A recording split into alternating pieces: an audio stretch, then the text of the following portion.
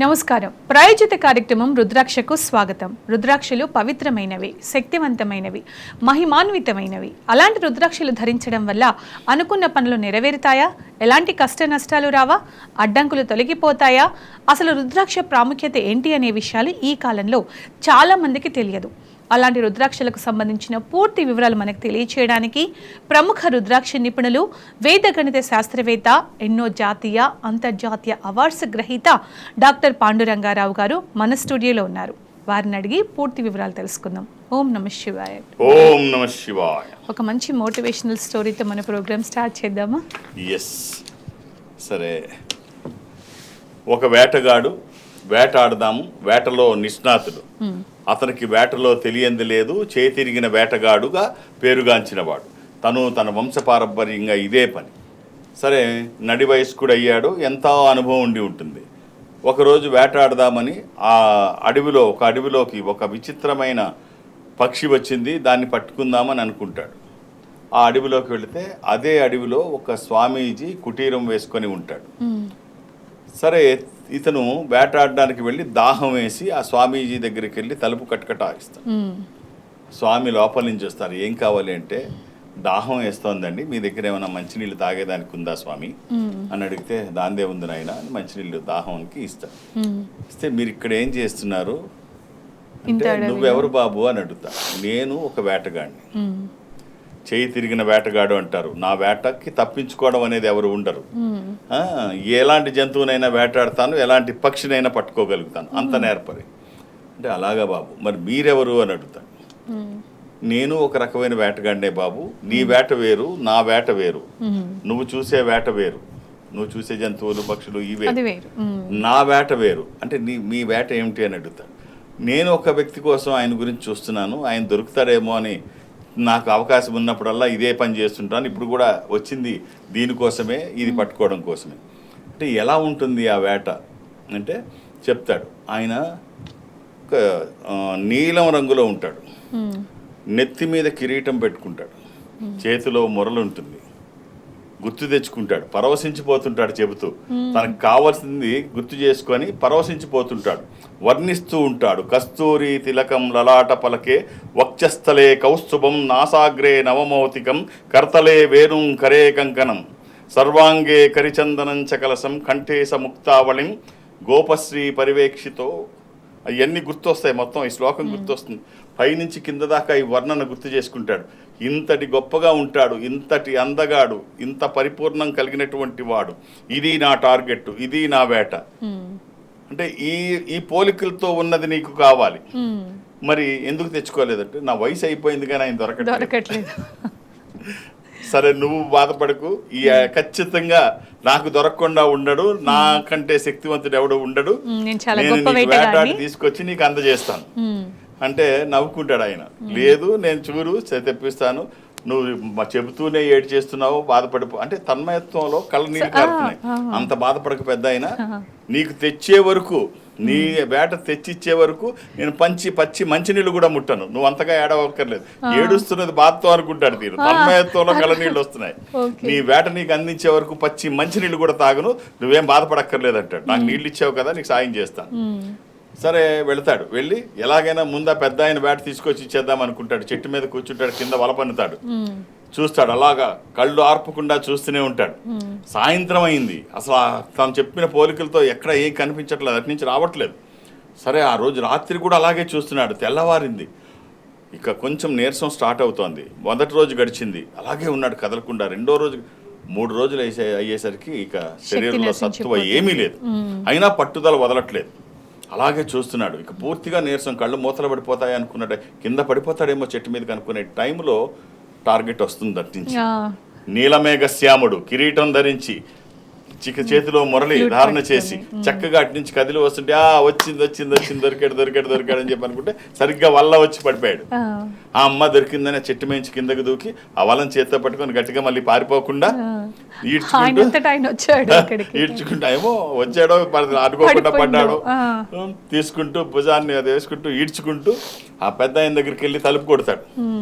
తలుపు కొట్టి, ఇగో నీ వేట దొరికిందిరా నీ వేట దొరికిందిరా అంటే కంగారు పడితే వచ్చి చూస్తే నా వేట దొరకడం ఏంటి పిచ్చాడని చెప్పి వచ్చి చూస్తే నిజంగా కృష్ణుడు నిజంగా కృష్ణుడు అలాగా వేణువు చేత్తో పట్టుకొని తను చెప్పిన పోలికలన్నిటితో యథాతథంగా అలాగే కనిపించేసరికి ఒక్కసారి తన్మయత్వంలో కృష్ణ ఏంటిది నా చిన్నప్పటి నుంచి నిన్ను రోజు కొలుస్తూనే ఉన్నాను నువ్వు కనబడలేదని ఇక్కడ తపస్సు చేసుకోవడానికి ఇక్కడికి వచ్చాను ఇంతకాలమైనా నాకు కనపడని నువ్వు ఆ బోయవాడికి ఒక్కసారికి ఎలా దొరికావయ్యా ఎలా తీసుకొచ్చావు ఎక్కడ సాధ్యం ఎక్కడే అన్యాయం ఇది అని అడిగితే అప్పుడు చెప్తాడు నువ్వు రోజు నన్ను కొలుస్తున్నావు కాదనట్లేదు తను ఊపిరి కూడా తీసుకోవడం మర్చిపోయి నా కోసమే ప్రయత్నం చేశాడు ప్రాణవాయువు కూడా మర్చిపోయాడు నీకు వాటిచ్చాడు పచ్చి మంచినీళ్ళు తీసుకోలేదు 4 రోజులు కళ్ళల్లో ఒత్తులు వేసుకొని నా కోసం చూశాడు ధ్యాస నేనే శ్వాస నేనే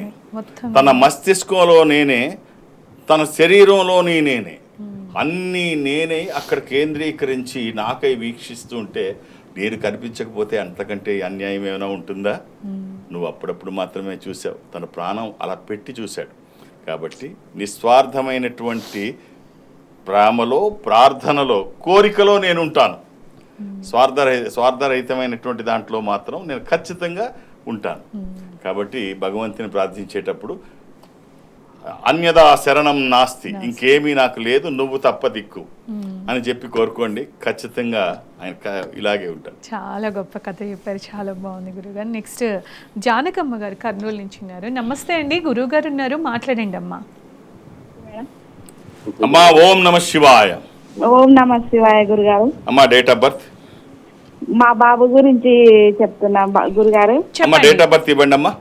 మే 26, 2008. 26 మే 2008. మధ్యాహ్నం 12:40 పుట్టిండు గురుజీ. అమ్మా సోమవారం మధ్యాహ్నం అని మీకు తెలుసా? తెలుసు గురుజీ. ఏం చేస్తున్నాడమ్మా అబ్బాయి? ఇప్పుడు 12 అయిపోయింది గురుజీ చదువుతున్నాడు. ఈ అబ్బాయి పాఠ్యమి అమావాస్య తర్వాత రోజు ఇది వృషభ రాశి రోహిణి నక్షత్రం. ఈ అబ్బాయికి మీ రివర్సన్ రుద్రాక్ష ద్వాదశముఖి రుద్రాక్ష 12 ముఖములు కలిగిన ఈ రుద్రాక్ష ద్వాదశ ఆదిత్య స్వరూపం అంటే సూర్య స్వరూపం. ఉన్నతమైన స్థితి కోసము అనారోగ్య సమస్యలు లేకుండా బ్రైట్ ఫ్యూచర్ కోసము ఈ రుద్రాక్ష కుదరకపోతే అష్టముఖి కూడా వేయవచ్చు. ఇది వచ్చిన తర్వాత చాలా మార్పులు చూస్తారు. శుభం. నెక్స్ట్ రామగుండం నుంచి రాజయ్య గారు ఉన్నారు. రాజయ్య గారు ఎవరి గురించి తెలుసుకోవాలనుకుంటున్నారు చెప్పండి. డేట్ ఆఫ్ బర్త్ మా మనవరాల గురించి అండి చెప్పండి. ఓం నమ శివాయ. ఎలా ఉన్నారండి? బాగున్నాం గురువు గారు. ఓం నమ శివాయ. చెప్పండి డేట్ ఆఫ్ బర్త్ ఇస్తారా? చెప్తాం.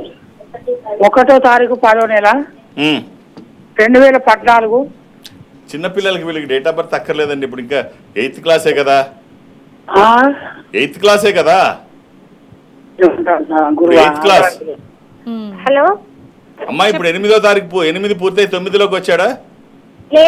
లేదు గురువు గారు 6th అయిపోయి 6th. సరే ఒక అష్టముఖి రుద్రాక్ష గణపతి స్వరూపము విఘ్నాలు లేకుండా ముందుకు వెళ్ళడానికి నిర్విఘ్నంగా అన్ని పనులు చేసుకోవడానికి కెరీర్ కోసము ఎడ్యుకేషన్ కోసము వాక్కుకి సంబంధించి నాలెడ్జ్కి సంబంధించి ఎక్కడ బ్రేక్ అయిందమ్మా ఎడ్యుకేషన్ మధ్యలో? సరే ఈ ఒక్క రుద్రాక్ష వేయండి బాగుంటుంది. శుభం. అలాగే మీకు ఎవరైనా ఇట్లా డేట్ ఆఫ్ బర్త్ ఇవ్వగానే విత్ ఇన్ సెకండ్స్లో గణించేస్తారు వేద గణితంతో అని చెప్పేసి అంటూ ఉంటారు. మామూలుగా ఎవ్వరు కూడా చాలా టైం తీసుకుంటారు. మనం ఎవరి దగ్గరికి వెళ్ళినా కూడా అన్ని పుట్టిన నక్షత్రం తేదీ వార ఫలాలు ఇవన్నీ చెప్పడానికి చాలా టైం టేకింగ్ ప్రాసెస్ ఉంటుంది. బట్ మీ దగ్గర నేను అంటే ఇన్ని సంవత్సరాలుగా చూస్తున్నాను కాబట్టి విత్ ఇన్ సెకండ్స్లో వాళ్ళు పుట్టిన తేదీ వాళ్ళు చెప్పగానే రోజు గడియలు తేదీ వారం అన్నీ చెప్పేస్తారు. సో ఎలా పాసిబుల్ అవుతుంది అసలు అది? అంటే అది ఒక వరమే కావచ్చు, నాకు ఒక అవకాశమే కావచ్చు, నా చదువు కొంత దానికి దోహదం కావచ్చు. అయితే ఇది వ్యక్తుల గొప్పతనం అని కూడా నేను అనుకోను. భారతీయ ఆధ్యాత్మిక సంపద గొప్పతనం. నాకు కేవలం డేట్ ఆఫ్ బర్త్ ఒక్కటి ఇస్తే తిది వార నక్షత్రాలు దశలు అంతర్దశలు సూక్ష్మ దశలు కేవలం 8 సెకండ్లలో చూడడమే కాకుండా ఇప్పుడు ఒక పక్క మాట్లాడుతూ ఉంటాను నా చేతులు పనిచేస్తుంటాయి, పెదాలు కదులుతూ ఉంటాయి, రాస్తూ ఉంటాను. ఈ 4 పనులు ఒక్కసారే లైవ్లో మాట్లాడుతూ 4 పనులు ఒక్కసారి చేస్తూ ఉంటాను. ఇది వ్యక్తుల గొప్పతనం కాదు, భారతీయ ఆధ్యాత్మిక సంపద గొప్పతనం. ఈ జాతకాన్ని 8 సెకండ్లో చూసి ఎంత డెప్త్ కన్నా వెళ్ళి చూడడానికి అవకాశం ఉండేటువంటి ఒక సబ్జెక్ట్ నాది. కాబట్టి కానీ చాలా రేర్గా ఉంటారు, అంటే విత్ ఇన్ 8 సెకండ్స్లో కొన్నిసార్లు అయితే ఇంకా ముందే చెప్పేస్తుంటారు, అంటే మాట్లాడుతూ ఉంటారు, ఎక్కడ బ్రేక్ ఇవ్వకుండా కాలర్తో మాట్లాడతారు. అనుభవం కానీ ఇంకా వేగం అంటే అనుభవం అంతే. ఇప్పుడు 33 సంవత్సరాల నుంచి ఈ సంస్థలో ఉన్నాను. ఈ అనుభవం అన్నీ నేర్పిస్తుంది, ఏముంది, మనం పని చేస్తూ వెళ్తే ఫలితాలు వస్తాయి. ఓకే. అలాగే చాలామంది అంటే ఇప్పుడు చూసినట్టయితే ఒకప్పుడు కంపారిజన్స్ ఉండేవో లేవో నాకు తెలియదు, కానీ ఇప్పుడు చాలామంది చాలా విషయాలలో పక్క వాళ్ళతో కంపేర్ చేసుకుంటారు, చదువులో కంపేర్ చేసుకుంటారు, జాబ్స్లో కంపేర్ చేసుకుంటారు, పెళ్ళిళ్ళు అవ్వలేదని కంపేర్ చేసుకుంటారు. సో అట్లా కంపేర్ చేసుకుంటూ ఉండడం వల్ల వాళ్ళకి నిజంగానే ఒక లోటు ఉన్నట్టా, లేకపోతే అలా అవ్వడం వల్ల నిజంగా ఆలస్యం అవుతూ ఉంటాయా ఈ కంపారిజన్స్ వల్ల? వాళ్ళ మనసు వల్ల కంపారిజన్ తప్పదు, అందరికీ పాపం చెయ్యకూడదు చేసుకోకూడదు అనుకుంటారు, కానీ తప్పదు, కళ్ళ ముందు కనిపిస్తూ ఉంటుంది. తనతో చదివిన వాళ్ళందరూ కూడా ఉద్యోగాలు వచ్చేస్తాయి, తనకి రాదు. ఇంట్లో వాళ్ళు అడుగుతారు, ఎరా నీతో వచ్చిన వాళ్ళందరికీ ఉద్యోగం అయిపోయింది, నీకెప్పుడు రాదు, ఇలా రకరకాలుగా. తర్వాత ఇంట్లో వాళ్ళకి అందరికి పెళ్ళి అయిపోద్ది, మీకు పెద్దవాడు ఉండిపోతాడు, లేకపోతే అమ్మాయి. ఇవి ఎక్కడికి వెళ్ళినా తనతో పాటు వచ్చిన వాళ్ళందరికీ వాళ్ళు స్థిరపడిపోతుంటారు, వీళ్ళు అలాగే ఉండిపోతారు. ఏంటా అని చెప్పేసి చాలా బాధపడు. నేను ఒక్కటే చెప్తాను, ఇప్పుడు కంపేర్ చేసుకోవాల్సిన అవసరం లేదు. వాళ్ళు అలా అయ్యారు, ఆ అవకాశం వచ్చింది అంటే ఏమో మీకు ఆలస్యానికి ఇంకేదన్నా మంచి ఫలితం వస్తుందేమో, వాళ్ళకంటే పెద్ద పొజిషన్లో మీరు ఉంటారేమో, దానికోసమే మీకు గ్యాప్ వచ్చిందేమో. ఈ ఆలస్యానికి కారణం ఇంకా బెటర్ పొజిషన్కి వెళ్ళడానికి, వాళ్ళతో వెళ్తే అలాగే ఉంటారేమో. సో ఇప్పుడు ఒక ఏనుగు ఒక కుక్క, ఈ రెండు మంచి స్నేహితులు అంట. ఈ రెండు ఒకసారి ప్రెగ్నెంట్ అయ్యాయి. రెండు ఒకసారి ప్రెగ్నెంట్ అయితే ఒక 6 నెలలు అయ్యేటప్పటికి కుక్క ఒక 12 పిల్లల్ని పెట్టిందంట. ఇంకొక 6 నెలలు అయ్యేటప్పటికి ఇంకో 6 డజనో 7 8 పెట్టింది. అలాగా 2 ఏళ్ళు వచ్చేటప్పటికి ఒక 25 26 కుక్క పిల్లలు పుట్టాయి. 25 26. అయితే అప్పుడు కుక్క ఏనుగు దగ్గరికి వెళ్ళి అడిగిందంట, మిత్రమా అసలు ఏంటి, నిజంగా నువ్వు ప్రెగ్నెంటేనా? నువ్వు నిజంగా ప్రెగ్నెంట్, నువ్వు నేను ఒకసారి ప్రెగ్నెంట్, నాకు చూడు 25 మందికి పైన నేను పిల్లలు కన్నాను, నువ్వు ఇంక ఇలాగే ఉన్నావు, నాకేం అర్థం కావట్లేదు, నువ్వు నిజంగా ప్రెగ్నెంటేనా? అప్పుడు ఏనుగు ఏమందంట, చూడు నాయన, నువ్వు చూడమ్మా, నేను కనేది కుక్క పిల్లని కాదు, పప్పిని కాదు, నేను ఏనుగు పిల్లని కంటున్నాను. అది దాని పుట్టుకే ఒక ప్రత్యేకం, దాని పుట్టుక నీలాగా తక్కువ సమయంలో కాదు.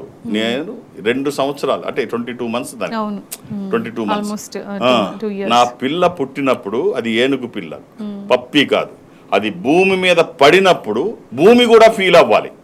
నా పిల్ల పడింది భూమి మీద, ఆ శబ్దానికి ఆ బరువుకి భూమి కూడా ఫీల్ అవ్వాలి. నా పిల్ల పుట్టి పెద్దయి నడుస్తూ ఉంటే దారిలో వెళుతున్న జనం కూడా ఆగి దారి ఇవ్వాలి, ఏనుగు వస్తుంది అని. కాబట్టి ఆలస్యమైన వచ్చేది ఏనుగు పిల్ల, తొందరపడి పప్పి అయితే రాదు. కాబట్టి సో కొడితే ఏనుగు కుంభస్థలాన్నే కొట్టాలి. ఆలస్యమైన దానికి ఒక కారణం ఉంటుంది. ప్రతి దాన్ని కంపేర్ చేసుకొని భయపడిపోక్కర్లేదు. There is something behind this. Super. అసలు అంటే ప్రతిదానికి కంపేర్ చేసుకొని ఫీల్ అవ్వాల్సిన పని లేదు. ఇంకా ఏదో మంచి మీరు అన్నట్టుగా అదే జరగవచ్చు. పాజిటివ్గా ఉండడం వల్ల తప్పేమీ లేదు. నైస్. అలాగే శ్రీనివాస్ గారు ఉన్నారు జగిత్యాల నుంచి. శ్రీనివాస్ గారు, గురువు గారు ఉన్నారు, మాట్లాడండి శ్రీనివాస్ గారు. శ్రీనివాస్ గారు, ఓం నమః శివాయ, ఎలా ఉన్నారు? బాగున్నాం గురుగారు. చెప్పండి, డేట్ ఆఫ్ బర్త్ ఇస్తారా? 23/4/1998. 1998. ఎవరిదండి ఇది? నాదే.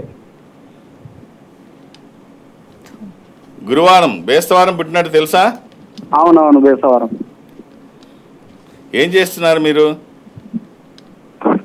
ఇది ద్వాదశి, కృష్ణపక్షము, బహుళ ద్వాదశి. ప్రజెంట్ ఇంటి దగ్గర ఉంటున్నా. ఇది కుంభరాశి. హలో, చెప్పండి గురుగారు. ఇవన్నీ మీకు తెలుసా నేను చెప్పినవన్నీ? శ్రీనివాస్ గారు చెప్పండి చెప్పండి. ఏం చేస్తున్నారు? బయట కంట్రీ వెళ్ళి వచ్చేసిన. ఎక్కడికి, ఏ కంట్రీకి వెళ్ళొచ్చారు? ఖతార్. ఖతార్? అవును, ఖతార్. దోహా. Doha, Qatar. దోహాకేనా? అవునవును. రైట్. దోహా చాలా బాగుంటుంది అక్కడ. రైట్. ఓ మంచి రుద్రాక్ష ఇది ఇది ఎవరిది ఇది ఇప్పుడు ఈ డేట్ ఆఫ్ బర్త్? అతందే అట. డేట్ ఆఫ్ బర్త్ మీదేనా? ఒక మంచి రుద్రాక్ష చెప్తాను, కాంబినేషన్లో చిన్నగా అవకాశం ఉంటే వేసుకోండి. ఒక 7 ముఖాలు 10 ముఖాలు ఏకముఖి. 7 ముఖాలు లక్ష్మీ స్వరూపము, శని దోషములకి కూడా మంచిది. దశముఖి 10 ముఖాలు ఇది విష్ణు స్వరూపము, మానసిక ఒత్తిళ్లు తగ్గడానికి, వాస్తు దోషములు పోవడానికి, న్యాయపరమైన చిక్కులు అధిగమించడానికి. ఏకముఖి రుద్రస్వరూపము, అపమృత్యు బాధలు లేకుండా. కుదిరితే ఈ 3 లేకపోతే ఏదైనా ఒక్కటి వచ్చిన తర్వాత చాలా మార్పులు వస్తాయి. అలాని ఏది పడితే అది వెయ్యకండి. దురదృష్టం రుద్రాక్షల్లో 100కి 99 నకిలీయే ఉంటాయి. ఒక్కటైనా మంచిది వెయ్యగలిగితే ఆ ఫలితం చాలా బాగుంటుంది. శుభం.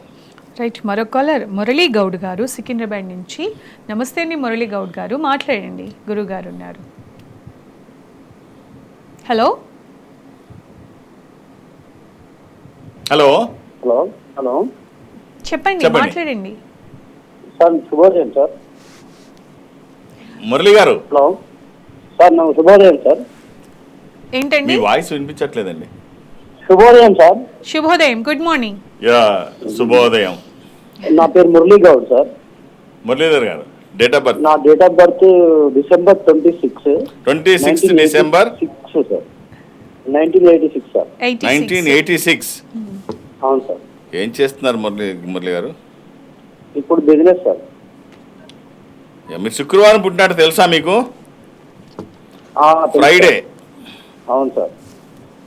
Early morning 4:30 sir. అలాగే అది ఏకాదశి, కృష్ణపక్షము, బహుళ ఏకాదశి.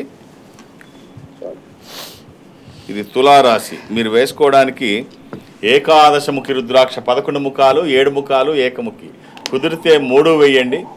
ఆరోగ్యానికి, ఆర్థిక ప్రయోజనాల కోసము. ఎన్ని మన దగ్గర సంపదలు ఉన్నా ఏ సంపద మనకి ఉపయోగపడుతుందో తెలియదు, కానీ ఈ సంపద ఖచ్చితంగా ప్రతి నిత్యము కాదు ప్రతి నిమిషము మీకు ఉపయోగపడుతుంది. ఆహార నియమాలు ఏమీ లేవు, ఎప్పుడు వేసుకోవచ్చు. All the best. అలాగే కొంత ఇప్పుడు చాలా ఆందోళన కలిగించే విషయం ఏంటంటే స్టూడెంట్స్, విద్యార్థులు చిన్న స్కూలింగ్లో ఉన్నప్పుడు కావచ్చు, స్కూల్ అయిపోయిన తర్వాత కావచ్చు, చాలా చిన్న చిన్న విషయాలకే ఇదైపోవడం, సూసైడ్ వరకు వెళ్ళడం, సరిగా చెప్పిన మాట వినకపోవడం, రకరకాలుగా. అలాగే ఇంట్లో నుంచి బయటికి వెళ్ళిన వాళ్ళు మళ్ళీ తిరిగి వస్తారో లేదో అనే ఒక కంగారు పేరెంట్స్లో. ఇలా ఎందుకు జరుగుతుంది అంటారు? దాని సొల్యూషన్? ఇదంతా పేరెంటింగ్ సరిగ్గా లేకపోవడం వల్ల. సరిగ్గా తల్లిదండ్రులు సరిగ్గా వాళ్ళని తప్పు పిల్లలది కాదు. పిల్లలు ఏదైనా తప్పు చేసినా, రైట్ చేసినా అది పేరెంట్సే బాధ్యత, పిల్లలకు సంబంధించింది కాదు. వాళ్ళ మీద లేనిపోని ఒత్తిళ్లు తీసుకురావడం, వీళ్ళ అపోహలో భయాలతో వాళ్ళని ఇబ్బంది పెట్టడం, ఒక ఫ్రేమ్లో బిగించి ఉండడం. వాళ్ళు ఏం మాట్లాడినా నీకేం తెలియదు, చిన్నపిల్లాడు అనడం, లేకపోతే చిన్నమ్మాయి నీకేమి తెలియదు అని చెప్పడం, వాళ్ళ సామర్థ్యాన్ని ఎప్పటికప్పుడు అణిచివేయడం, వాళ్ళల్లో భయాన్ని రేకెత్తించడం. అంటే వీళ్ళల్లో ఉన్న భయం 10 చేసి చూపించడం. అంటే చదువుకోకపోతే ఏమైపోతాడు, పాస్ అవ్వకపోతే ఏమైపోతాడు, ఎక్కువ మార్కులు రాకపోతే పక్క వాళ్ళకి ఏం చెప్పుకుంటాము, ఇవన్నీ వాళ్ళ మీద తీసుకొస్తే అసలు సొసైటీ కోసం బతుకుతున్నట్టే ఉంటుంది. అసలు ఇప్పుడు ఇది బైహార్ట్ చేయడం వల్ల ఏం ఉపయోగం ఉంటుంది? బైహార్ట్ చేయడం, ఇప్పుడు నాలెడ్జ్ గెయిన్ చేసే ఎడ్యుకేషన్ ఉంటే బాగుంటుంది. అలా కాకుండా కేవలం బట్టి పొద్దున్న నుంచి రాత్రి వరకు, అర్ధరాత్రి వరకు చదివించడం. లేకపోతే ఇంటి దగ్గర నుంచి స్కూల్కి పంపిస్తే సాయంత్రం రాగానే, వీళ్ళు స్కూల్ నుంచి రాగానే టీచర్ ఇంట్లో ఉంటారు, ట్యూషన్ టీచర్. మళ్ళీ అదంతా అయిన తర్వాత స్నానం చేసి ట్యూషన్లో కూర్చుంటారు. మళ్ళీ అది అయిన తర్వాత మళ్ళీ వాళ్ళు భోజనం చేయడానికి ముందు, డిన్నర్కి ముందు మళ్ళీ హోంవర్క్ అంతా చేసుకోవడం. అసలు వాళ్ళకంటూ కొంచెం కూడా ఎక్కడ వాళ్ళ మీద ఇంత ఒత్తిడి ఉంటే, తీరా ఎగ్జామ్స్ వచ్చేటప్పటికి ఈ ప్రైవేట్ విద్యా సంస్థలు 2, 3 వాళ్ళ మార్కుల లిస్టు కోసం వీళ్ళకి నాలెడ్జ్ ఏముండదు, పట్టించడం. నాలెడ్జ్ ఇప్పుడు చైనాలో, జపాన్లో 6 సంవత్సరాల కుర్రాడు 180 కిలోమీటర్లు వెళ్ళి వెనక్కి వచ్చేసాడు, వాళ్ళ అమ్మమ్మ గారి ఇంటికి వెళ్ళి వచ్చేసాడు. ఇక్కడ పెళ్ళైన పిల్లాడు కూడా A+B ఎంత అంటే A² + B² + 2AB. ఇది పెళ్ళి అయ్యే వరకు కూడా ఎక్కడ తన జీవితంలో ఉపయోగపడదు. ఇప్పుడు ఈ నేర్చుకుంటాడు, కరెక్టే కాదను, నేర్చుకుంటాడు, మ్యాథమెటికల్లో బాగా వచ్చు. A+B² ఎంత అంటే A² + B² 2AB. ఇది ఎక్కడ ఉపయోగపడుతుంది లైఫ్లో? ఎక్కడ ఉపయోగపడదు. కానీ అంటే జనరల్గా మనం మాట్లాడు. కానీ ఈ 6 సంవత్సరాల పిల్లాడు ఏమీ లేకుండా వెళ్ళి వాళ్ళ అమ్మమ్మ వాళ్ళ ఇంటికి వెళ్ళి వచ్చేసాడు. 180 కిలోమీటర్లు వెళ్ళడం, 180 కిలోమీటర్లు. అంటే తేడా ఏమిటంటే ఎడ్యుకేషన్ సిస్టంలో మార్పు. వాళ్ళకి Practical ప్రాక్టికల్స్ knowledge. ఉంటాయి, వాళ్ళకి ప్రాక్టికల్స్ ఉంటాయి. చిన్నప్పటి నుంచి బస్సు ఎలా ఎక్కాలి, బస్సులో ఎక్కడ కూర్చోవాలి, బయట దిగినప్పుడు ఎలా దిగాలి, బయటకు వెళ్తే ఏం దిగాలి, ఎవరితో మాట్లాడితే ఎలా మాట్లాడాలి, ఇవన్నీ వాళ్ళకి చిన్నప్పటి నుంచే నేర్పిస్తారు. ఈ ఎడ్యుకేషన్ అసలు ఉండదు, అంత ప్రాక్టికల్ ఎడ్యుకేషన్. మనకి ఒకప్పుడు ఎడ్యుకేషన్ సిస్టమ్ మంచిది కాదను. 45 నిమిషాల పీరియడ్ ఉండాలి, పీరియడ్కి పీరియడ్ గ్యాప్ ఇంత ఉండాలి, ఇన్ని పీరియడ్సే ఉండాలి, మధ్యాహ్నం ఇది ఉండాలి, ఇది ఒక డిజైన్ చేశారు. అది ఆ కాలానికి ఓకే. ఇప్పుడు వేగవంతమైన కాలంలో మారుతున్న సమాజంలో ఇప్పుడు విద్యా వ్యవస్థ మారాలి. ఇప్పుడు విద్యా వ్యవస్థ మారాలి, పిల్లలు ఎలా నేర్పించాలి అలా నేర్పించాలి తప్పితే కేవలం వీళ్ళని ఏదో వాళ్ళ ప్రైవేట్ విద్యా సంస్థలో వాళ్ళు బతకడం కోసం వీళ్ళని పావులుగా పెట్టడం ఏమాత్రం కరెక్ట్ కాదు. ఇలా కాకుండా ఇప్పుడు పేరెంటింగ్ అనేది చాలా ముఖ్యం. పిల్లల్ని చిన్నప్పుడు ఎల్కేజీ యూకేజీ అంటే pre school play school play school దగ్గర తీసుకెళ్తున్నప్పటి నుంచి స్కూల్కి తీసుకువెళ్ళేటప్పుడు ఇట్లా పట్టుకోవద్దు అని, అంటే ఇట్లా పట్టుకొని తీసుకెళ్తే గుంజుకొని తీసుకెళ్తున్నట్టు ఉంటుంది. ఇలా చేయి పట్టుకొని తీసుకెళ్ళమంట, ఫ్రెండ్లీగా అనమాట. ఇలా ప్రతి చిన్నది కూడా హెయిర్ దువ్వుకున్నది పిల్లాడు సరిగ్గా దువ్వుకోకపోతే బాగోకపోతే తల్లి బాగాలేదు అని చెప్పకుండా నాయన ఇలా దువ్వుకుంటే ఇంకా మంచిగా ఉంటుందేమో, అంత పాజిటివ్గా పిల్లల్ని అంత ఇదిగా తీసుకురావాలి. అలాంటిది అవన్నీ చిన్న చిన్న విషయాల్లోనే అన్ని జాగ్రత్తలు తీసుకోవాల్సిన మనము పెద్ద పెద్ద విషయాల్లో వాళ్ళ మీద ఒత్తిడి తీసుకొచ్చి నువ్వు ఎందుకు పనికిరావు, నీకు చదువు రాదు, నీ బతుకింతే, కూలి పని చేసుకు బతకాల్సిందే, నువ్వు పొలం పని, ఈ రకమైన ఒత్తిడి ఇది ఉంటుంది ఖచ్చితంగా. ఈ రకమైన ఒత్తిడితో వాళ్ళు భయాలకి. లేకపోతే ఖమ్మంలో ఆ పిల్లాడు బైపీసీ గ్రూప్ తీసుకొని మొన్న రిజల్ట్ రేపు వస్తుందనగా ఇంటర్మీడియట్ ఈ రోజు రైలు కింద పడి చనిపోవడం, ఎంత ఒత్తిడి ఆ పిల్లాడి గుండి ఉంటుంది. తీరా చూస్తే ఆ పిల్లాడు పాస్ అయ్యాడు. ఎంత దురదృష్టం, ఎంత దుర్మార్గం. ప్రతి దానికి ఒక లేనిపోని భయాలు అపోహలు పిల్లలకి. ఏమవుద్ది ఫెయిల్ అయితే, అదే వాళ్ళకి అది చెప్పగలగాలి. సో ఇది వ్యవస్థ, ఈ ఎడ్యుకేషన్ సిస్టమ్ కానీ పేరెంట్ థింకింగ్ కానీ మార్పు రాకపోతే ఇవన్నీ పిల్లల మీద పడితే చాలా ప్రమాదం. ఫ్యూచర్ జనరేషన్ కి చాలా ఇబ్బంది అవుతుంది. ఖచ్చితంగా అవకాశం ఉంటే నేను రుద్రాక్షలు వాడిని చెప్పడం కాదు, ఈ ఒత్తిడిని అధిగమించడానికి ఒక రుద్రాక్ష వేసి చూడండి పిల్లలకి, ఖచ్చితంగా బాగుంటుంది. మీరు కూడా వేసుకోండి అవకాశం ఉంటే, ఎమోషన్స్ అన్ని కంట్రోల్ అవుతాయి. రాజమండ్రి నుంచి కాలర్ ఉన్నారు, సత్యవేణి గారు. నమస్తే అండి సత్యవేణి గారు. గురువు గారు ఉన్నారమ్మా, మాట్లాడండి. నమస్తే సార్. ఓం నమ శివ. ఎలా ఉన్నారమ్మా? బాగున్నాం సార్, మీరు బాగున్నారండి? నాకేమమ్మా ఫస్ట్ క్లాస్. అమ్మా డేట్ ఆఫ్ బర్త్? 1981 6వ నెల 6వ తారీఖు సార్. 6వ నెల 6వ తారీఖు. 6వ నెల 6వ తారీఖు. అవును సార్. అమ్మ శనివారం నాడు. ఎవరిదమ్మా ఇది? మా వారు. ఇది చతుర్థి శుక్లపక్షము శుద్ధ చవితి. అమ్మ ఇది కర్కాటక రాశి చూస్తున్నారా, మిథున రాశి చూస్తున్నారా? అంటే ఏమి తెలియదు సార్, డేట్ ఆఫ్ బర్త్ ఒకటే తెలుసండి. ఏం చేస్తున్నాడమ్మా అబ్బాయి? తినకి ఎంతమంది పిల్లలు? 2 పిల్లలండి. ఉల్లిపాయల వ్యాపారం చేస్తారండి. ఉల్లిపాయల వ్యాపారం, ఆనియన్స్ వ్యాపారం. Right right right right. చిన్నగా ఒక్క రుద్రాక్ష చెప్తాను, వీలైతే వేయండి అమ్మ. ఒక ద్వాదశముఖి రుద్రాక్ష కానీ ఏకముఖి రుద్రాక్ష కానీ. 12 ముఖములు కలిగిన ఈ రుద్రాక్ష ద్వాదశ ఆదిత్య స్వరూపం, అంటే సూర్య స్వరూపం. ఉన్నతమైన స్థితి కోసము, అనారోగ్య సమస్యలు లేకుండా బ్రైట్ ఫ్యూచర్ కోసం. అది కుదరకపోతే అర్ధచంద్రాకారంలో ఉండే ఏకముఖి, అంటే 12 ముఖాలు డైరెక్ట్ సూర్య స్వరూపం అయితే ఏకముఖికి అధిపతి గ్రహం సూర్యుడు. ఈ రెండిట్లో ఏదన్నా ఒక్కటి చాలు. All the best. రైట్.